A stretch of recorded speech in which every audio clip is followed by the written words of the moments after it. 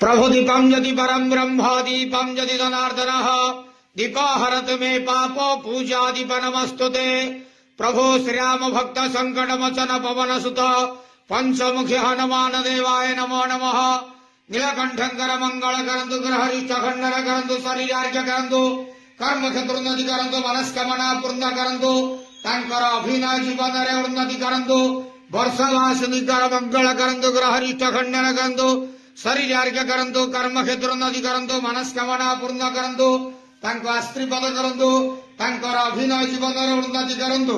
आज मार्गशीर मासर शिव चतुर्दशी शुभ मंगलवार रे नीलकंठ वर्षावासिनी को आश्रीपद करंतु कल्याण करंतु दया करंतु समस्त ग्रहनिष्ठ खंडन करंतु नीलकंठ वर्षावासिनी अभिनय जीवन रे उन्नति करंतु तांको आश्रीपद करंतु मनस्कामना पूर्ण करंतु। प्रभु पंचमुखी हनुमान देवाय नमो नमः। मनोजवारुतुल्य वेगं जितेन्द्रियं बुद्धिमता वरिष्ठं वातात्मजं वानरतमक्षं श्रीरामदूतं शरणं प्रपद्ये। नीलकंठ वर्षावासिनीकर मनस्कामना पूर्ण करंतु आनंद के बार हरि बोलो। आज शुभ मंगलवार रे तांको आश्रीपद करंतु कल्याण करंतु दया करंतु आनंद के बार हरि बोलो। प्रभु पंचमुखी हनुमान देवाय नमो नमः।